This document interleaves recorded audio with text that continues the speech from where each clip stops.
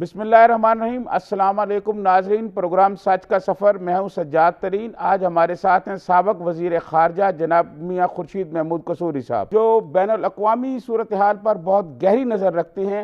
آج ان سے ہم بات چیت کریں گے۔ میاں صاحب، آپ بہت آپ کا شکریہ۔ میاں صاحب، یہ بتائیں کہ اس وقت جو یو اے ای اور اسرائیل کے درمیان جو معاہدہ ہوا ہے، اس کے کیا اثرات پڑیں گے مستقبل میں؟ نہیں، اس کو دیکھیں، پہلی بات تو یہ ہے کہ ایک نئی بات نہیں ہے، یہ خفیہ تھا۔ وہ 2 دہائیوں سے ان کے آپس میں نہ صرف تعلقات تھے، بات چیت کافی ہو رہی تھی، اور اب انہوں نے اس کو اوپن کر دیا ہے۔ اور اوپن انہوں نے جس وجہ سے کیا ہے، اس کی کو ہر ٹائمنگ کی بھی وجہ ہے کہ امریکہ اس وقت چاہ رہا ہے، پریزیڈنٹ ٹرمپ جو ہیں وہ کریڈٹ لینا چاہ رہے ہیں الیکشن سے پہلے۔ تو انہوں نے یہ سوچا کہ اس کا امریکن الیکٹریٹ پہ اور ایونجیلیکل لابی جو ہے امریکہ میں، اس پہ اچھا اثر ہوگا۔ تو میرا خیال ہے انہوں نے یو اے ای کو کہا ہوگا، یو اے ای ان کا قریبی ساتھی ہے اس علاقے میں، کہ آپ اگر اتنی دیر سے کر ہی رہے ہیں اور آپ نے بات چیت بھی کر لیا، 2 دہائیوں سے بات چیت ہو رہی ہے جس کا امریکہ کو علم تھا، تو پھر تعلقات کریں۔ اور تعلقات میں یو اے ای نے بڑا بلنٹلی کہہ دیا ہے، جو ان کے وزیر ہیں، اس کے بعد انہوں نے کہا یہ ہم نے اپنے نیشنل انٹرسٹ میں کیا ہے۔ اور ان کا نیشنل انٹرسٹ وہ سمجھ آنے والی بات ہے، کیونکہ کرونا وائرس کے بعد جیسے ساری دنیا کی معیشت بری طرح سے متاثر ہوئی، یو اے ای کی بھی ہوئی تھی۔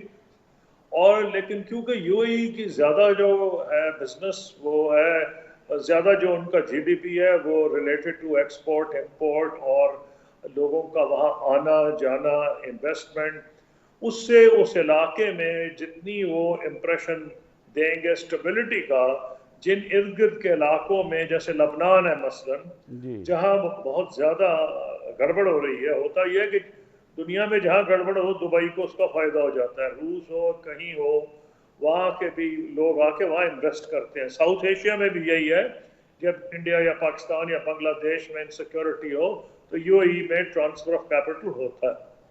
انہوں نے بڑا پلینلی بزنس کیلکولیشن کیا کہ ان کا جو اپنا اسٹیٹ انٹرسٹ ہے، اور انہوں نے اس میں چھپایا بھی نہیں۔ ان سے یہ بھی پوچھا گیا تھا بھئی آپ نے کسی کو کنسلٹ کیا ہے، کسی کو بتایا؟ ان کا نہ ہمیں بتانے کی ضرورت ہے، ہمیں کنسلٹ کرنے کی ضرورت ہے، ہم نے اپنے قومی مفاد میں کیا ہے۔ تو بات سمجھ آنے والی ہے، ہر ملک کا اپنا ایک نقطۂ نظر ہے۔ اب میں نہیں سمجھتا کہ اس کے بعد جب مجھ سے میں پچھلے دنوں میں کسی نے پوچھا تھا کہ سعودی عرب کرے گا، تو میرا خیال تھا کہ نہیں کرے گا، اور اس کے میں نے دلائل دے دیے تھے، اور وہ دلائل چینج نہیں ہوئے۔ کل آپ نے دیکھا انہوں نے اعلان بھی کر دیا کہ جب تک فلسطین کے علاقے میں ایک فلسطینی ریاست نہیں قائم ہوتی 2 اسٹیٹ سلوشن کے حساب سے، وہ نہیں کریں گے۔ یہی پاکستان کا سٹینڈ تھا۔ تو یہ خطے میں جب آپ کہتے ہیں اثر پڑیں گے، بہرحال یہ اثر تو ہے کہ اوپن ہوگی ان کی ریلیشن شپ، لیکن اس میں ساتھ ایک کمپلیکیشن بھی ہوئی ہے کہ اب وہ ڈیمانڈ کر رہے ہیں کہ ان کو ویسے ہی ہتھیار دیے جائیں جیسے اسرائیل کو دیے جاتے ہیں۔ مثلا انہوں نے ڈیمانڈ کیا F-35 ایئر کرافٹ ان کو ملنے چاہیے، اور اسرائیل نے اس پہ اعتراض کیا ہے، کیونکہ ابھی تک یہ ہوتا تھا کہ امریکہ جو ہے وہ اسرائیل کو جو جہاز دیتا تھا، وہ ہمیشہ وہ یا جو بھی اکوپمنٹ ہوتی تھی وہ اربوں سے بہتر تھی۔ اب انہوں نے ڈیمانڈ کیا ہے کہ ہمارا کیونکہ اگریمنٹ ہو گیا ہے اسرائیل کے ساتھ، تو آپ ہمیں، اگر آپ نے اسرائیل کو F-35 جہاز دیے تو ہم کو بھی دیں۔ تو لیکن میں سمجھتا ہوں کہ انہوں نے اپنے مفاد میں کیا ہے۔ اگر سعودی عرب کرتا اس کی ریپرکشن بہت زیادہ ہوتے۔ ویسے جارڈن اور ایجپٹ نے تو خیر پہلے کر لیا جنگ کے بعد، اور اس کے بعد جارڈن نے کیا کیمپ ڈیوڈ میں۔ تو میرا یہ خیال ہے کہ جب ہم کہتے ہیں بہت گہرے ہوں گے، یہ تو ٹھیک ہے کہ جن گلف کے خلیجی ممالک کے جیسے عمان ہے، پہلے سے ٹریڈ ریلیشن شپ ہے، تو وہ ذرا کھولے بندوں ہو جائے گی، لیکن کوئی بنیادی تبدیلی نہیں آئے گی، کیونکہ خلیج کی جو ریاستیں ہیں انہوں نے فیصلہ کیا ہوا ہے کہ ان کی اصلی دشمنی جو ہے وہ ایران کے ساتھ ہے، سوائے قطر کے۔ قطر ایک ایکسیپشن ہے، اور اس میں اسرائیل ان کا ایلائی بن جاتا ہے۔ وہ کہتے ہیں نا اینیمیز اینیمیز یور فرینڈ، اس فلسفے پہ آج اسرائیل ان کا زیادہ قریب ہے ایران کی مخالفت میں۔ میاں صاحب، یو اے ای اور اسرائیل کے درمیان جو فضائی رابطہ ہے، اس کے لیے سعودی عرب اپنی فضائی حدود استعمال کرنے کی اجازت دے رہا ہے۔ اسرائیل کو تسلیم تو نہیں کر رہا لیکن سہولت کار کا رول کر رہا ہے. دیکھیے پہلی بات تو یہ ہے کہ یہ اسرائیل نے کہا ہے جو آپ کہہ رہے ہیں.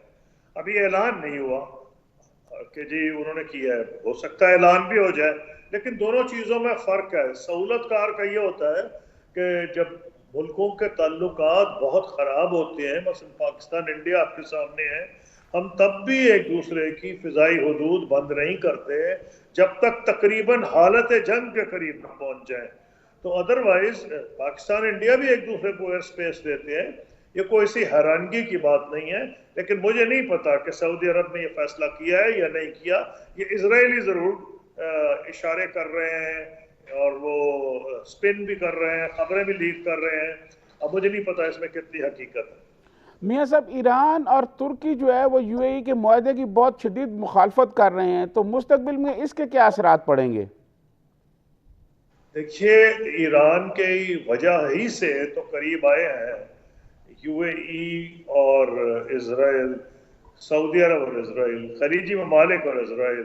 صرف سعودی عرب نے ریلیشن شپ نہیں قائم کی لیکن ان کے بنیادی طور پر تعلقات پہلے سے بہت بہتر ہو گئے ہیں، کیونکہ ایران کو وہ اپنا اصلی دشمن سمجھتے ہیں. بقول ان کے ایران ان علاقوں میں جا رہا ہے جو عربی علاقے ہیں، عرب کے علاقے ہیں، اور وہاں کہ چاہے وہ شام ہو، چاہے وہ لبنان ہو، چاہے وہ اور علاقے ہوں جیسے کہ ابھی ہوتیز کا وہ یمن میں معاملہ ہو گیا ہے. تو ان کا یہ کہنا ہے کہ جی ایران فائدہ اٹھا کے ہمارے معاملات میں دخل اندازی کر رہا ہے. تو اس لحاظ سے کامن اینیمی بن گیا ایران، اسرائیل کا بھی اور ان ممالک کا بھی. تو جب ہم کہتے ہیں کوئی نئے اثرات، بہت بڑے نئے اثرات تو نہیں ہوں گے لیکن بہرحال یہ چیزیں کچھ ہو سکتا ہے جو خفیہ تھیں ذرا سامنے آ جائیں. لیکن جو سعودی عرب نے اعلان کیا ہے وہ وہی ہے جو میری توقع تھی، اور میں نے ٹی وی چینلز پہ کہا تھا جب مجھ سے اس وقت پوچھا گیا تھا کہ کیا سعودی عرب بھی ایکسیپٹ کر لے گا. تو میرا نہیں خیال تھا. اس کی وجہ سعودی عرب کی خصوصی حیثیت ہے اسلامی دنیا میں. ان کے جو فرما روا ہیں وہ خادم الحرمین شریفین کی حیثیت میں ان کی ایک خصوصی حیثیت ہے اسلامی دنیا میں، عرب دنیا میں نہیں، صرف ساری اسلامی دنیا میں ہے. تو شاید وہ اس کو نہیں چاہیں گے کہ اس پہ کوئی بھی اثر پڑے ان کی اس پوزیشن پہ. اور میرا یہی خیال تھا کہ ان کے لیے یہ بہت مشکل ہوگا کہ وہ ایکسیپٹ کر لیں صرف کاروباری وجوہات کی بنیاد پر، جیسے کہ یو اے ای نے برملا اعلان کیا ہے. یو اے ای نے چھپایا نہیں ہے، یو اے ای نے تو کھلا کہا کہ ہم اس لیے کر رہے ہیں ہمارے قومی مفاد میں.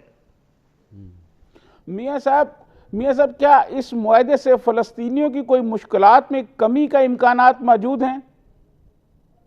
نہیں دیکھیں، کہا تو یہ جا رہا ہے، مثلا یو اے ای نے یہ دعویٰ کیا ہے کہ اس کی وجہ سے جو سیٹلمنٹس ہیں وہ رک جائیں گی. جو اسرائیل سیٹلمنٹس پہ اپنی سوورنٹی جمانا چاہ رہا تھا، کہنا یو اے ای کا یہ کہنا ہے. لیکن یہ بات کلیئر اس لیے نہیں کہ پرائم منسٹر جو ہے انہوں نے اسرائیل کے، انہوں نے اگلے ہی دن کچھ مبہم باتیں کی اور یہ کہا کہ ہم نے لانگ ٹرم میں اپنا کلیم نہیں چھوڑا. لیکن امریکہ میں یہ کہا جا رہا ہے کہ شاید یہ ابھی وہ نہ کریں ایکسٹینشن.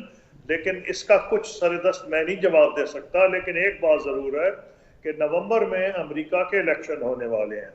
اگر تو پریزیڈنٹ بن گئے بائیڈن صاحب تو پھر تو ویسے ہی اسرائیل کے رستے میں رکاوٹیں آ جائیں گی، کیونکہ جو پریزیڈنٹ ٹرمپ نے ان کو کھلی چھٹی دی ہے وہ امریکہ کی کوئی اور ایڈمنسٹریشن چاہے ریپبلکن یا ڈیموکریٹس اس نوعیت سے بالکل ون سائیڈڈ کبھی نہیں ہوئی جیسے پریزیڈنٹ ٹرمپ کی ایڈمنسٹریشن ہو گئی. اسرائیل اور یو اے ای کے درمیان ایسے وقت میں معاہدہ ہوا ہے جب اسرائیل میں ایک قدامت پسند وزیر اعظم کی حکومت ہے. قدامت پسند ہے لیکن اس سے زیادہ قدامت پسند بھی بیٹھے ہیں طاق میں. ان سے پہلے جو تھے وہ ٹھیک ہے، ان کے مقابلے میں زیادہ لبرل تھے جو پہلے تھے. لیکن یہ جو حکومت ہے یہ قدامت پسندوں کی ہے، اور لیکن ان کی الائنس کچھ اور لوگوں سے ہوئی ہے جو اتنے قدامت پسند نہیں. اس سے پہلے جو الائنس ہوئی تھی لیکود پارٹی کی پرائم منسٹر نیتن یاہو کی جو پارٹی ہے اس کی تو بہت زیادہ قدامت پسند پارٹیوں سے تھی. تو وہاں پوزیشن ایسی ہے جیسے آپ کر رہے ہیں، لیکن اس میں کوئی خاص بنیادی فرق نہیں آیا کہ کس قسم کی حکومت ہے. وہاں میرا خیال ہے ایک حد تک بہت کنسنسس ہے. صرف فرق یہ ہے کہ جو دوسری پارٹیاں ہیں نسبتاً لبرل جو پارٹیاں ہیں وہ 2 اسٹیٹ سلوشن کے حق میں ہیں، اور وہ کچھ نہ کچھ وہ جیروسلم پہ یعنی بیت المقدس سے بھی کمپرومائز کرنے کے لیے تیار ہے. نیتن یاہو اس کے لیے تیار نہیں ہے. اب دیکھنا یہ ہے کہ جو اگلی ایڈمنسٹریشن آئے گی امریکہ میں وہ کیا سٹینڈ لے گی. اس کا بہت اثر پڑے گا اسرائیل کی اندرونی سیاست پہ بھی، اور یہ جو مڈل ایسٹ کی سیاست ہے، مشرق وسطیٰ کی سیاست، اس پہ بھی بہت اثر پڑے گا.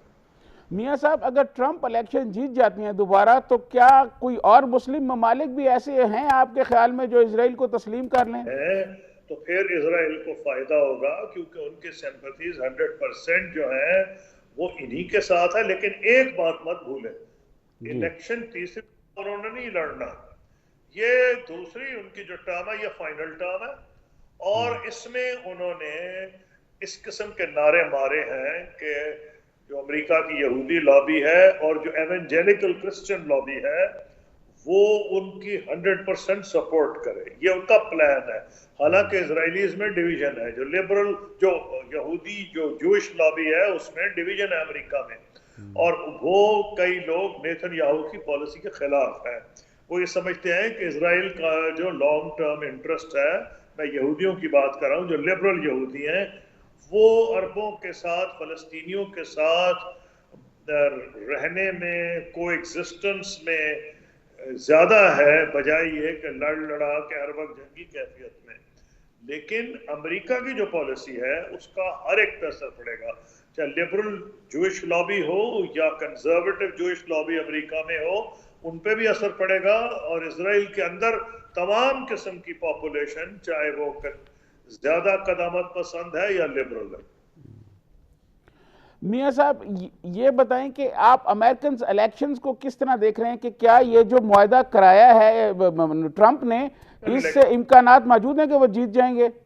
جہاں تک پاکستان کا تعلق ہے، پاکستان کے لیے تو اس وقت پوزیشن یوں ہے کہ امریکہ نے بنیادی طور پر ایک فیصلہ کیا ہے کہ چائنا کے مقابلے میں انہوں نے انڈیا کو بلڈ کرنا ہے. تو اس لیے جو ریپبلکن اور ڈیموکریٹک پارٹیز ہیں یہ ایک بائی پارٹیزن کنسنسس ہے.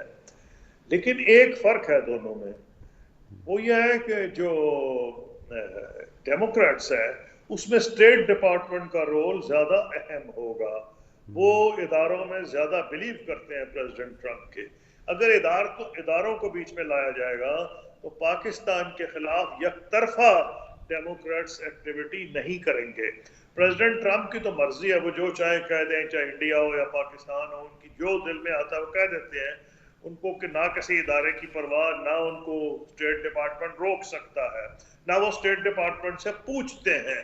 لیکن جو روایتی طریقہ ہے وہ اگر بائیڈن صاحب صدر بنتے ہیں تو وہ اڈاپٹ کریں گے. روایتی طریقے میں ایک فائدہ یہ ہے کہ پاکستان کے بارے میں اسٹیٹ ڈپارٹمنٹ کی ایک انسٹیٹیوشنل میموری ہے، ایک پرانے ایلائی کی میموری ہے. یہ ٹھیک ہے کہ اس میں بری جو ہماری ریلیشن شپ رہی ہے، جو ہمیں کہتے تھے کہ جی ڈبل گیم کھیل رہے ہیں، پیسے لیتے ہیں، اینیمیز کو سپورٹ کرتے ہیں، وہ بھی شامل ہے. پریزیڈنٹ ٹرمپ اس کی بھی نہیں پرواہ کرتے تھے. جب انہوں نے افغانستان سے فوجیں نکالنی تھی انہیں کوئی پرواہ نہیں تھی. جب انہیں پاکستان کی ضرورت کا اندازہ ہوا تو ان کی بڑی اچھی میٹنگ ہوگی پاکستان کے پرائم منسٹر عمران خان صاحب سے بھی. اس سے پہلے انہوں نے بڑا سخت ایک بیان دھواں دار دے دیا تھا. تو میرا یہ خیال ہے کہ اگر ٹرمپ پریزیڈنٹ بنتے ہیں تو تب بھی پاکستان کے لیے کوئی اتنا برا نہیں ہوگا، کیونکہ افغانستان میں وہ کمیٹڈ ہیں اپنی فوجیں نکالنے سے، اور اس میں وہ نہیں چاہیں گے کہ اپنی فوجیں جب نکالیں تو فوراً درم پرم وہ حالات ہو جائیں. اس میں ان کو پاکستان کی ضرورت ہوگی افغانستان میں اسٹیبلٹی کے لیے.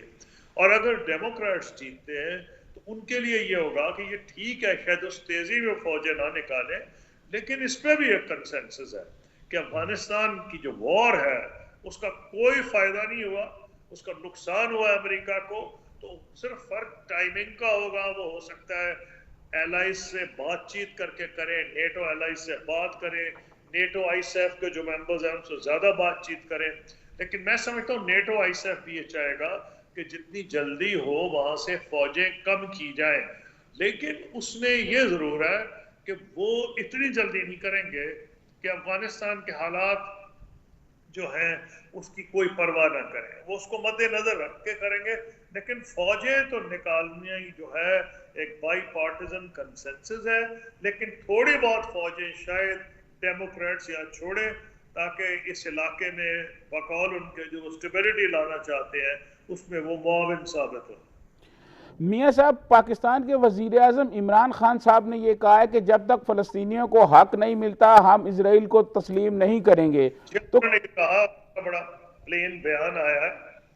بات یہ ہے کہ پاکستان نے, میں آپ کو کمپیریزن کرتا ہوں کہ اس سے پہلے بھی کوئی 6-7 دہائیوں سے پاکستان کے بننے کے فوراً بعد پاکستان اسرائیل کے جو ڈائلاگ ہے وہ سیکرٹلی رہا ہے, لیکن وہ امبیسڈرز لیول پہ ہوتا تھا, کبھی نیو یارک, کبھی پیرس اور کبھی لندن, یعنی رابطے رہتے تھے.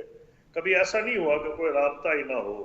میری میٹنگ پہلی تھی جو صدر اردوغان نے کروائی تھی ترکی کے اندر استنبول میں اسرائیل کے نائب وزیر اعظم کے ساتھ, جو پہلی اوپن میٹنگ تھی. لیکن اس سے پہلے بات چیت ہوتی رہتی تھی. لیکن ہمارے لیے بھی یہ تھا کہ پاکستان کا جو پبلک اوپینین ہے وہ فلسطینیوں سے بہت ان کی ہمدردی بھی ہے. تو جب تک وہ نہ آئے, مثلا پہلا اسرائیل کا خیال تھا, انہوں نے ہمیں بہت کچھ آفر کیا, ان کا یہ خیال تھا کہ شاید ہم ان کو ریکگنائز کر لیں گے. ہم نے کہا ہم آپ کو ریکگنائز کریں گے اسی بنیاد پر جو عرب لیگ کا پلان تھا جس کو کہتے ہیں لینڈ فار پیس, یعنی اسرائیل اس علاقے کو چھوڑ دے جو فلسطینیوں کا ہے, جس میں فلسطینی ریاست بننی ہے. تو تب ہم نے کہا تھا ہم آپ کو ریکگنائز کریں گے, جس سے ان کے منہ لٹک گئے.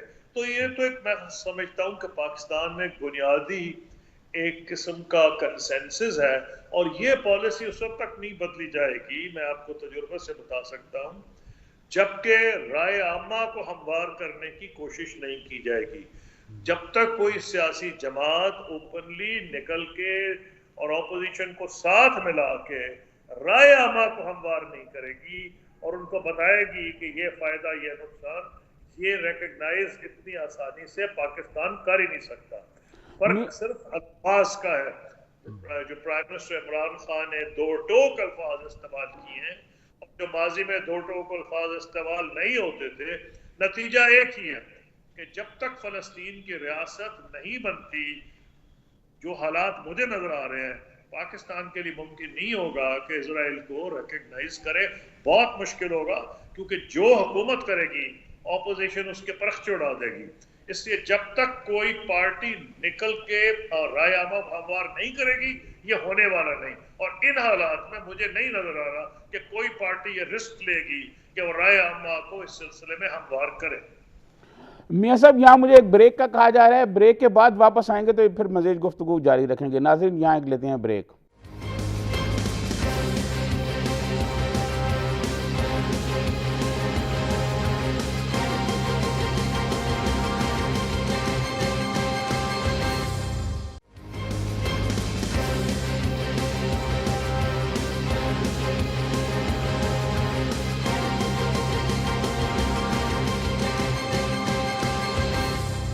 ویلکم بیک ناظرین, ہماری گفتگو جاری ہے سابق وزیر خارجہ جناب خورشید محمود قصوری صاحب سے.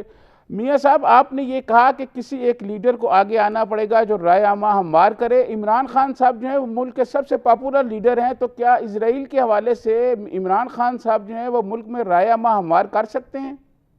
نہیں, انہوں نے تو کلیئرلی کہا ہے کہ وہ اس کے خلاف ہیں, کہ وہ تو نہیں چاہتے انہوں نے, لیکن بات سخت کی ہے, لیکن کہیں وہی ہے جو ماضی کی پالیسی تھی کہ جب تک ایک نئی فلسطینی ریاست مورز وجود میں نہیں آتی, انہوں نے یہ بھی کہا ہے کہ اللہ کے گھر جواب دینا پڑے گا. لیکن جو نیٹ ریزلٹ ہے ان کی الفاظ زیادہ مضبوط ہے, ان کا سٹینڈ زیادہ مضبوط ہے. لیکن جو ایک کنسنسس ہے پاکستان میں اور فلسطینیوں کے حق میں وہ اسی نوعیت کا پرائم منسٹر عمران خان نے اعلان کیا ہے. الفاظ کا ضرور فرق ہے، یہ میں مانتا ہوں.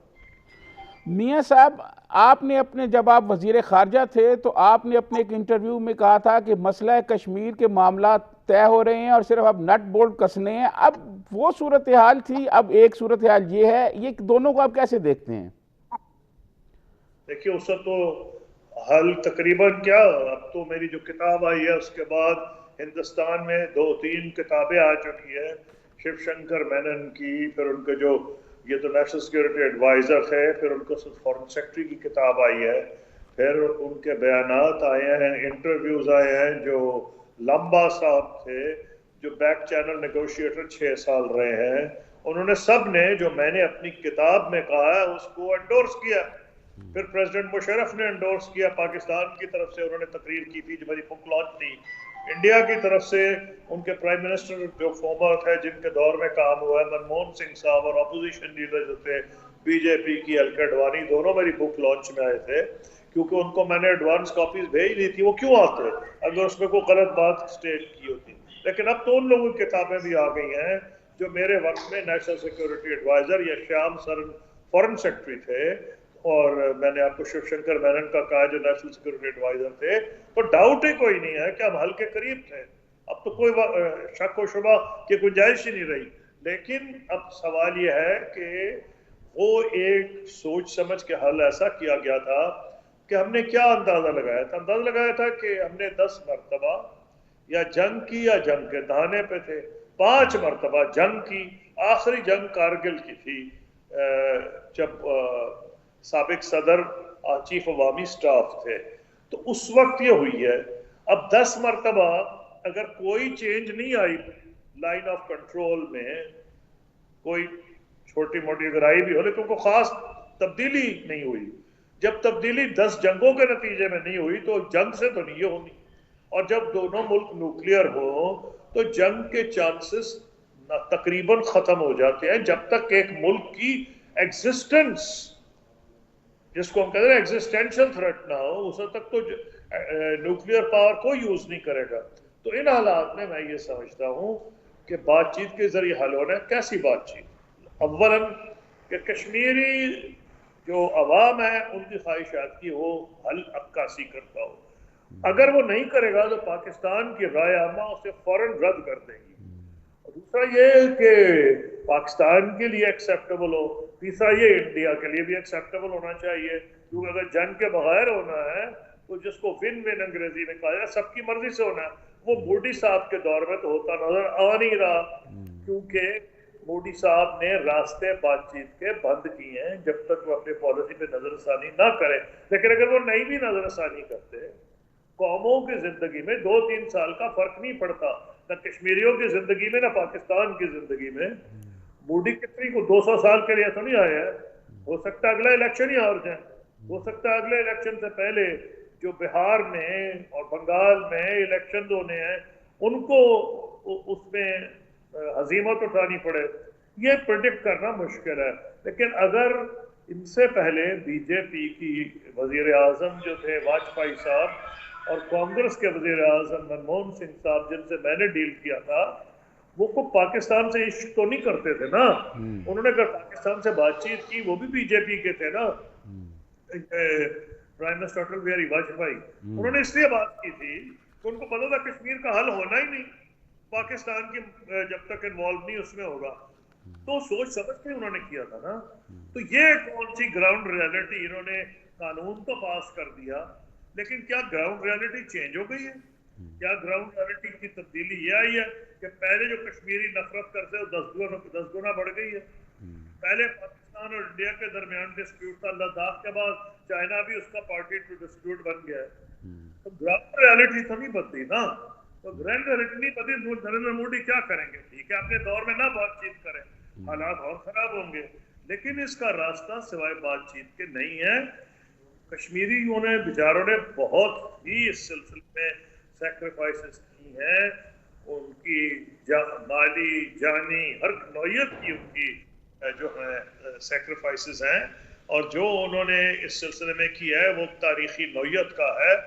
میں نہیں سمجھتا کہ کشمیری کسی صورت میں انڈین رول کو ایکسپٹ کریں گے. میں تو یہاں تک کہنے کو تیار ہوں جو کہ میں نے انڈین ٹی وی چینلز پہ بھی کہا ہے, اور ابھی میں نے انڈیا کے بہت بڑا رسالہ ہے آؤٹ لک, انہوں نے میرا انٹرویو کیا تھا آرٹیکل 370 کے 1 سال پورے ہونے پر. میں نے یہ کہا تھا آپ کشمیر کو لوز کر چکے ہیں, ہارٹس اینڈ مائنڈ جنگ ختم ہو گئی ہے, آپ تو لوز کر چکے ہیں. تو اس لیے لانگ ٹرم وہی حل ہے کہ بات چیت ہو, اور بات چیت کے اگر حل ہوگا تو تقریباً وہ ہوگا جس کی حد و خال میں نے اپنی کتاب میں بیان کی.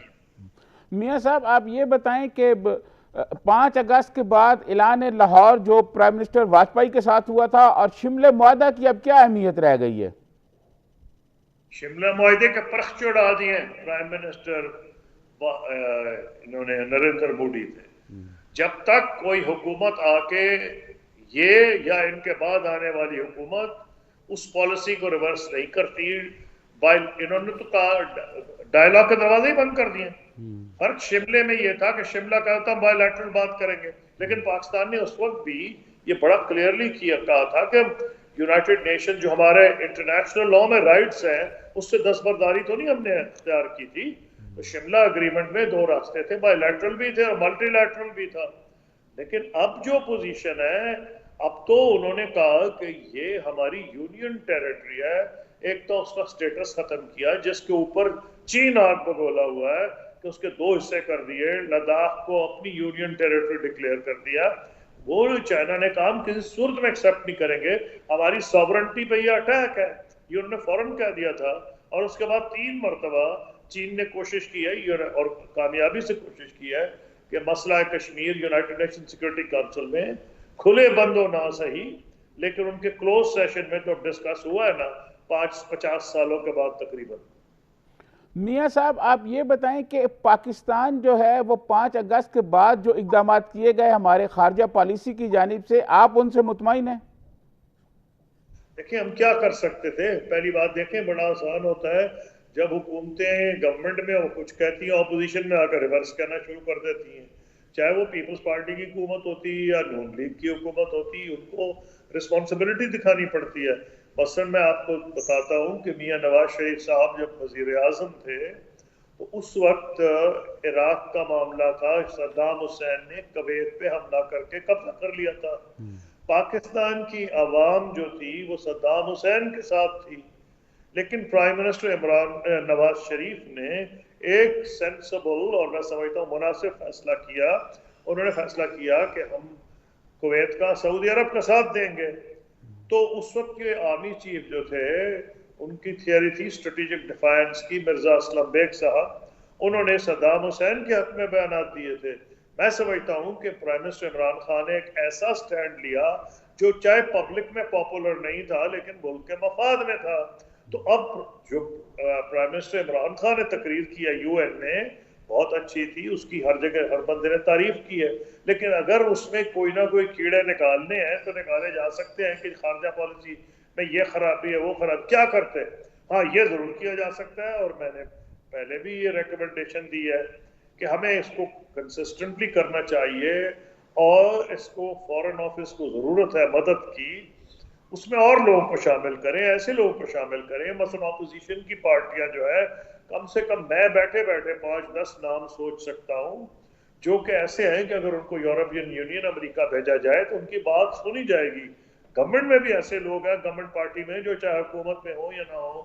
تو میں سمجھتا ہوں اسی طرح میڈیا کی ایسی پرسنالٹیز ہیومن رائٹس کی جو ہیں ان کو ہمیں چاہیے کہ یورپین پارلیمنٹ میں, برٹش پارلیمنٹ میں, امریکن کانگریس میں یہ ہر جگہ بھیجیں, اور ہیومن رائٹس آرگنائزیشن میں اس کو ہم نے جاری رکھنا ہے. یہ امپروومنٹ تو ہو سکتی ہے لیکن بنیادی طور پر یہ ایک سفارتی مہم ہوگی, اور وہ پرائم منسٹر بھی کوشش کر رہا ہے, فارن آفس بھی کوشش کر رہا ہے.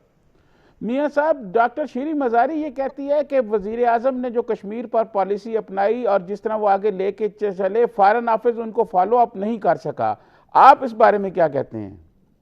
میری پوزیشن یہ ہے کہ فارن آفس اور فارن منسٹر کو ان پہ خاص ذمہ داری ہوتی ہے. پہلی بات تو یہ اوپن بیانات کہ میں تو حق میں نہیں ہوں. پرائم منسٹر عمران خان کو خود دیکھنا چاہیے کیا یہ مناسب ہے یا نہیں ہے. تو اس میں لیکن ذمہ داری تو بہرحال پرائم منسٹر کی اور فارن منسٹر کی ہے. تو جو بیان بازی تو کی جا سکتی ہے، سخت بیان بھی دیے جا سکتے ہیں، ایسے بیان بھی دیے جا سکتے ہیں کہ امریکہ کے خلاف زبردست بیان دیے جا سکتے ہیں. سعودی عرب کے خلاف بھی دیا لیکن دیے جا سکتے ہیں، اس کا نتیجہ بھی بھگتنا پڑتا ہے نا. تو بات سنی جاتی ہے غیر ملکی جو بین الاقوامی طور پر صرف فارن منسٹر کی اور پرائم منسٹر کی. اگر فارن منسٹر پرائم منسٹر ایسی بات کریں تو اس کا فوراً نتیجہ نکلتا ہے. اس سے کوئی ایک وزیر کچھ کہہ دے تو اس کی وہ نوعیت نہیں ہے، اسی لیے اس کا کسی نے نوٹس نہیں لیا پاکستان سے بات. لیکن اگر فارن منسٹر وہ کہہ دیں تو وہ تو پھر بہت بڑا فرق پڑ جائے گا نا. تو فارن منسٹر میاں صاحب یہ وزیر آسان نہیں ہوتا کہ جو دل میں آئے وہ کہہ دیں. میاں صاحب ہمارے وزیر خارجہ نے جو بیان دیا ہے یہاں پاکستان میں ایک تاثر یہ ہے کہ اس سے سعودی عرب ناراض ہو گیا. آپ وزیر خارجہ رہے ہیں، ذرا اس کی تھوڑی سی وضاحت کریں گے؟ دیکھیے یہ ہر بندے کی اپنی سٹائل ہوتی ہے. فارن منسٹر کی اپنی سٹائل ہے، شاہ محمود صاحب کی میری اپنی تھی. اب میں اس پہ کیا کامنٹ کروں؟ بہرحال اس پہ میں صرف یہی کہہ سکتا ہوں کہ مجھے لگا یہ تھا جب انہوں نے یہ بیان دیا ہے کہ شاید انہوں نے کسی کنسلٹ کی ہو، پرائم منسٹر سے بات کی ہو. اب مجھے نہیں پتا انہوں نے کی ہے یا نہیں. تو یہ ہر بندے کی اپنی سٹائل ہے، میری سٹائل اپنی تھی. تو میں اب اس میں مزید بحث میں نہیں الجھنا چاہتا کہ مجھے پتہ ہی نہیں ہے کہ فارن منسٹر نے یہ بات کلیئر ہو جائے گی اب نہیں تو مہینے ڈیڑھ میں 2 میں کہ اس کا بیک گراؤنڈ کیا تھا. ابھی مجھے بیک گراؤنڈ نہیں پتا. میاں صاحب ہم نے طالبان اور امریکہ کے درمیان مذاکرات کرانے میں بڑا اہم کردار ادا کیا ہے اور امریکہ اور طالبان کے درمیان معاہدہ کرایا. اب امریکہ کی وہاں سے واپسی ہوگی، لیکن اس حوالے سے ہم نے امریکہ سے کشمیر کے لیے اپنے لیے کوئی ریلیف نہیں حاصل کر سکے. اس کی کیا وجہ ہے؟ دیکھیں بات یہ ہے کہ افغانستان میں امریکہ کا اپنا بھی انٹرسٹ تھا اور ہمارا بھی تھا. اس سے ہم کہتے ہیں کنورجنس آف انٹرسٹ. ہمارا بھی وہ انٹرسٹ تھا جو امریکہ کا تھا. ہم نے ایک رول پلے کیا جس کا امریکہ کو بھی فائدہ ہم کو بھی ہوا. کشمیر کے معاملے میں ہندوستان انڈیا کا اسٹریٹجک الائی ہے. ہماری ریلیشن شپ ٹرانزیکشنل نیچر کی ہے، اسٹریٹجک نہیں رہی، کیونکہ وہ چاہتے ہیں انڈیا کو بلڈ کرنا اگینسٹ چائنا. چائنا ہمارا اسٹریٹجک الائی ہے. ہم چین کے خلاف کسی چیز میں شامل ہو نہیں سکتے. ہندوستان ہو سکتا ہے نہیں، یہ تو وقت بتائے گا، لیکن اگر ہندوستان نے کیا تو ہندوستان کو بھی بھاری قیمت اس کی ادا کرنی پڑے گی. پاکستان کے لیے ممکن ہی نہیں ہے. تو اس لیے کشمیر کے اوپر ویسا کلیئرٹی پالیسی کی ممکن نہیں. یہی آپ مناسب سمجھ لیں، اسی پہ اکتفا کریں کہ جب 3 دفعہ بات ہوئی ہے سیکیورٹی کونسل میں، اگر امریکہ چاہتا تو بات چیت نہ ہونے دیتا. تو بات چیت تو ہوئی ہے نا. اور پھر اس کے علاوہ پریزیڈنٹ ٹرمپ نے کھلے بندوں یہ بیانات دیے ہیں کہ وہ ثالثی کے لیے تیار ہیں. اگر ثالثی کے لیے تیار ہیں تو وہ یہ سمجھتے ہیں نا کہ کوئی ڈسپیوٹ ہے. بقول بھارت کے ڈسپیوٹ ہی کوئی نہیں. تو اس سے تو امریکہ نے اوپنلی کہہ دیا کہ ڈسپیوٹ ہے جس کی وہ ثالثی کرنا چاہتے ہیں. لیکن وہ نہیں کرنا چاہتے جو پاکستان چاہتا ہے، جس کی وجہ میں نے آپ کو بتا دی ہے کہ ان کی ریلیشن شپ ہے اور بنیادی مقصد چین کو کنفرنٹ کرنا ہے. میاں صاحب ایران، ترکی، ملیشیا اور دیگر ممالک پاکستان ایک نئے بلاک کی باتیں ہو رہی ہیں. کیا ہم کوئی نیا بلاک بنا سکتے ہیں؟ پہلے آپ اپنا گھر صحیح کریں، لوگوں سے پیسے مانگنے بند کریں، اپنی معیشت کو ٹھیک کریں. مجھے یاد ہے میں خوش قسمت وزیر خارجہ تھا، 1 سال ہماری اکانومی 8.6% GDP گروتھ تھی. چین میں 9.2 تھی اس سال. دنیا میں دوسرے نمبر پہ پاکستان تھا. IMF کے پروگرام سے ہم نکل چکے تھے، ہماری بہت عزت تھی. گولڈمن سیکس نے کہا تھا نیکسٹ 11 ایمرجنگ اکانومیز میں پاکستان، ترکی، میکسیکو وغیرہ ہوں گے. تو میرا کہنا یہ ہے کہ پہلے گھر سیدھا کریں نا. بلاکس تو بعد میں بات کریں گے. آپ کی اتنی ہی عزت سے بات سنی جائے گی. اگر آپ ہر وقت پیسے مانگتے رہیں گے تو پھر آپ کی عزت سے بات نہیں سنی جائے گی. میاں صاحب جو ہماری موجودہ خارجہ پالیسی ہے، کیا اس میں کوئی بنیادی تبدیلیوں کی ضرورت ہے؟ بنیادی تبدیلی کیا کریں گے بھائی؟ ہر بندہ آتا کہتا ہے بنیادی تبدیلی ہے، پھر وہی حکومتیں آتی ہیں وہی کر رہی ہیں. اب آفٹر آل 70 سال سے کئی حکومتیں بدلی ہیں نا، فورن آفس بھی وہی ہے. تو کیا کیا انہوں نے؟ ایک ہی پالیسی کی. اب کیا میں بتا دیتا ہوں 3 چیزوں پہ تمام اداروں کی، حکومتوں کی، پارٹیوں کی کنورجنس ہے. وہ ایڈمٹ کریں یا نہ کریں، جب وہ اپوزیشن میں ہوتے ہیں تو گورنمنٹ کو اٹیک کرتے ہیں، لیکن ایک پاکستان کی نیوکلیئر پالیسی، ایک ریلیشن شپ وتھ چائنا، ایک کشمیر، اس پر کوئی اختلاف ہی نہیں کسی کا. ہاں لیکن اختلاف کے بہانے ڈھونڈ لیے جاتے ہیں جب جو بھی پارٹی حکومت میں ہو وہ اعتراض کرتی ہے کہ گورنمنٹ نے یہ خرابی کی، وہ خرابی کی. لیکن 3 چیزوں پہ کوئی گنجائش ہی نہیں ہے، یہ کمپلیٹ یونٹی ہے. لیکن ہاں کیا ضرور جاتا ہے، ہم ہوتے تو ہم یہ کرتے. بھئی آپ کو موقع تو ملے، آپ بھی وہ کر لیتے. اس لیے اصلی بات یہ ہے، سیاست کو اگر بھلا دیں، اس لیے میں سمجھتا ہوں کہ فورن پالیسی میں پارٹی بازی نہ کی جائے تو اچھا ہے. اور میں نہیں کرتا، نہ میں جب فورن منسٹر تھا اس وقت بھی نہیں کرتا تھا. اور میں نے جب اپنی کتاب لکھی اس میں جان بوجھ کے سیاست کا ذکر بھی نہیں کیا، کیونکہ سیاست بائی ڈیفینیشن ڈویزو ہے، یہ اختلافات پیدا کرتی ہے. فورن پالیسی قومی مفاد میں ہوتی ہے، اس پہ اتفاق کرنے کی ضرورت ہے. میں ان لوگوں میں ہوں جو اتفاق کرانا چاہتے ہیں قوم میں، اور تبھی آپ کی فورن پالیسی صحیح چل سکتی ہے اگر اس کو ٹوٹل سپورٹ ملے. اگر اعتراض برائے اعتراض کیے جائیں اس کا کوئی فائدہ نہیں ہوتا. میاں صاحب، نریندر مودی کی جو پالیسی ہیں ان کو، جیسے اب بنگلہ دیش بھی ان سے ناراض ہے، نیپال بھی ناراض ہے، تو کیا سارک ممالک میں کو اس پلیٹ فارم کو متحرک کر کے ہم خطے میں امن کے لیے کوئی کوشش کر سکتے ہیں؟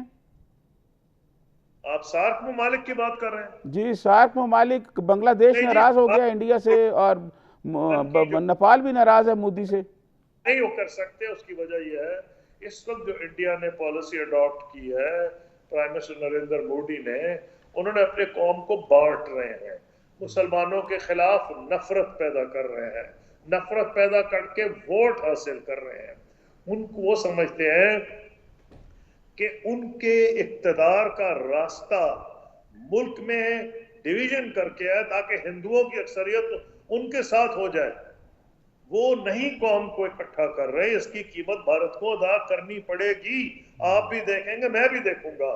مسلمان اتنی بڑی اقلیت ہے، 200 ملین کے قریب مسلمان ہیں ہندوستان میں، یہ کوئی چھوٹی موٹی اقلیت نہیں ہے.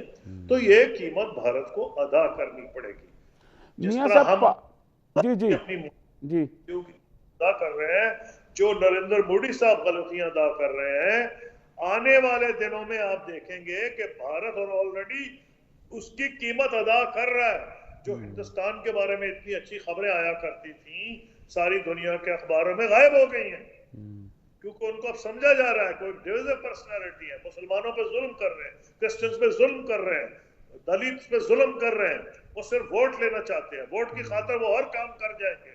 تو ان کو نہ سارک سمجھا سکتا ہے نہ کوئی اور. ان کو حالات سمجھائیں گے گراؤنڈ کے. جیسے میں نے آپ کو پہلے کہا تھا کہ اگر مودی صاحب نہیں سمجھیں گے تو آنے والی حکومت جو ہے اس کو وہ حقیقتیں سمجھ آ جائیں گی، جس کا میں نے پہلے آپ سے اس پروگرام میں ذکر کیا ہے کہ سوائے بات چیت کے کوئی آپشن نہیں. ہندوستان نے کیا تیر مار لیا میاں ابھی صاحب، پالیسی انڈیا کو کیا ہے 1 انچ وہ لے سکے اور نہ انشاءاللہ وہ لے سکتے ہیں. پاکستان کے پاس اگر ٹھیک ہے انڈیا کی فوج بڑی ہے، معیشت بڑی ہے، تو پاکستان کی بہت بڑی فوج ہے، اتنی بڑی چاہے نہ صحیح، اور ہمارے لیے کافی ہے کیونکہ ہم نے تو دفاع کرنا ہے اپنا، اور وہ بیٹل ہارڈنڈ آرمی ہے. تو ہم ہندوستان ہمارا کیا بگاڑ لے گا؟ تو الٹیمیٹلی ان کو یہ سمجھ آئے گی جو بھی حکومت آئے گی ان کے بعد کہ کوئی اور راستہ نہیں سوائے بات چیت کے. میاں صاحب، انڈیا کو مذاکرات کی ٹیبل پہ لانے کے لیے پاکستان کو کیا اقدامات کرنے چاہیے؟ کیا آپ ریپیٹ کریں گے سوال؟ انڈیا کو مذاکرات کی ٹیبل پر لانے کے لیے پاکستان کو کیا پالیسی اختیار کرنی چاہیے؟ پاکستان کو ہر ہتھیار ڈپلومیٹک پولیٹیکل سپورٹ کرنی چاہیے، مورل سپورٹ کشمیریوں کی جاری رکھنی چاہیے. کشمیر جب انڈیا کو کلیئر ہو جائے گا کہ جو مرضی وہ کر لیں، کشمیر ان کے کنٹرول میں نہیں آئے گا، تو مودی نہیں سمجھیں گے تو کوئی اور سمجھ جائے گا. بہت بہت شکریہ میاں صاحب، آپ نے ٹائم نکالا۔ ناظرین، آپ نے سابق وزیر خارجہ میاں خورشید محمود قصوری کی گفتگو سنی۔ انہوں نے خطے کی صورتحال، انہوں نے اسرائیل کی صورتحال پر کھل کر بات چیت کی ہے۔ اسی کے ساتھ سجاد ترین کو اجازت دیجیے۔ اللہ حافظ۔